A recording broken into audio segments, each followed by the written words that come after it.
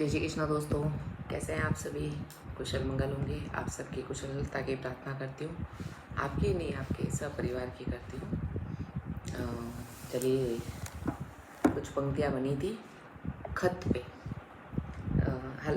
वैसे आजकल खत का ज़माना नहीं है, अब तो फ़ोन का ज़माना है। कीपैड आया, पहले डायल वाला आया, फिर कीपैड आया, फिर व्हाट्सअप चालू, मैसेज का कार्यक्रम चालू हुआ, मैसेज से फिर व्हाट्सअप आया, व्हाट्सअप से व्हाट्सअप कॉलिंग आई, व्हाट्सअप कॉलिंग से सोशल मीडिया हुआ। मतलब तरक्की पर है अब बहुत ज़्यादा, लेकिन इतनी भी तरक्की ना करें कि हमको वापस आने में थोड़ी मुश्किल हो जाए। चलिए, पुराने खत कुछ रखे हैं अलमारी में।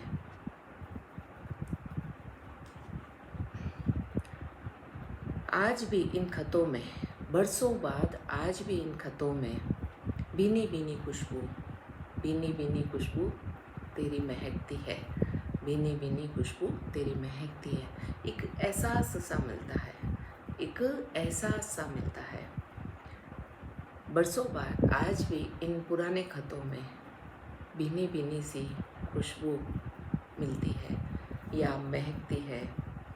आप कुछ भी संबोधन कर सकते हैं। एक एहसास तेरा मिलता है। हम किसी के लिए कुछ लिखते हैं, जैसे पहले माँ बापों के लिए मम्मी पापा को लिखा करते थे, ससुराल वालों को लिखा करते, कोई भी संबोधन है किसी को भी लिखा करते थे, तो उनका जब हम लिखते थे तो भावनाएं हमारी अपने आप स्वतः लिखने में आ जाती थी, ठीक है ना। तो वो एहसास होता था उसमें लिखने का, छूने का, महक का। वापस भी अगर माँ बाप का खत आता था या किसी भी का खत आता था वापस, तो उसमें एक अजीब सी लगता था कि जैसे कोई हमारे सर पे ही हाथ दे के आशीर्वाद दे रहा है, जिसमें दीवानगी की हद तक चाहती थी, जिसे मैं दीवानगी की हद तक चाहती थी, वो अलमारी में रखे हैं पुराने खत।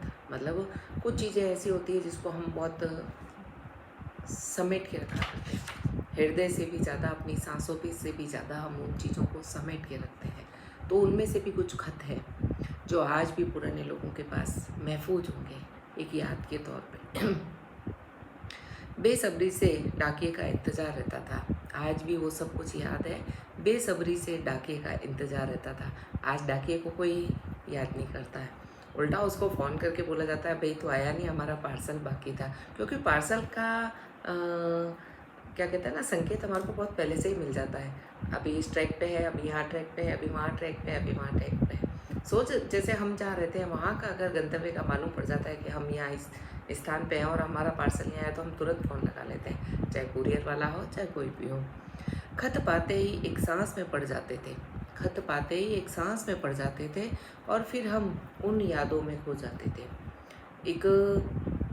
जब हम उन पंक्तियों को पढ़ते थे या उन खतों को जो हम पढ़ते थे, तो हम चाहे मायके में होते थे तो मायके में खो जाते थे, ससुराल में होते थे ससुराल में खो जाते थे, या फिर हमारी सहेली का आता था तो हम सहेली के साथ में जो हमने बचपन में समय बिताया था हम उसमें खो जाते हैं। वो हम तेरी यादों में खो जाते हैं।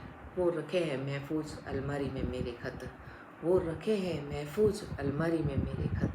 मैंने जो भी खत लिखे थे या जो खत आए थे वो सब संभाल के रखे हैं। यहाँ एक लेखक ये दर्शाया जा रहा है, तुम नहीं जानते तुम क्या थे मेरे लिए, तुम नहीं जानते क्या थे मेरे लिए।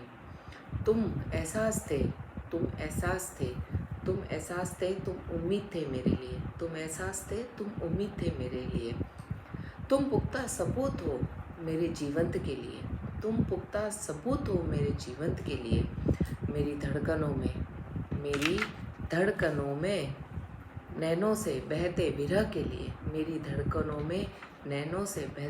के लिए। मतलब कई बार होता था कि जैसे माता पिता हैं या प्रियजन हैं अपने, जो हमारे को हौसला बंधाते थे, तो हमारे को ऐसा लगता था कि वो हमारे करीब ही खड़े हैं, हमारे को सर पे हाथ फेर रहे हैं, हम उनकी गोदी में सो रहे हैं। इस तरह से कुछ भावनाएं होती थी। हालांकि वो खत कभी 15 दिन से आते थे, कभी 20 दिन से आते थे। पुराने ज़मानों में तो कई महीनों लग जाते थे उन खतों तक पहुँचते, और कई बार तो किसी का मृत्यु का समाचार मिलता था जब तक, तो उसकी 6 महीने बीत जाया करते थे, कभी साल भर बीत जाता। तो दोस्तों, एक ज़माना वो भी था।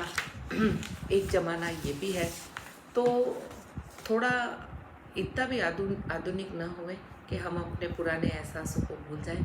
इसकी आधी पंक्तियाँ थोड़ी सी लिख चुकी हूँ, थोड़ी बाकी है, क्योंकि मैं शॉर्ट ही वीडियो डालती हूँ 5 मिनट का, ताकि आपको भी ज़्यादा समय वेस्ट ना करना पड़े और मेरा भी ना हो, क्योंकि आपका समय अमूल्यवान है मेरे लिए। इसलिए अगला वाला खत का भाग अब की बार में सुनेंगे। जय श्री कृष्णा दोस्तों।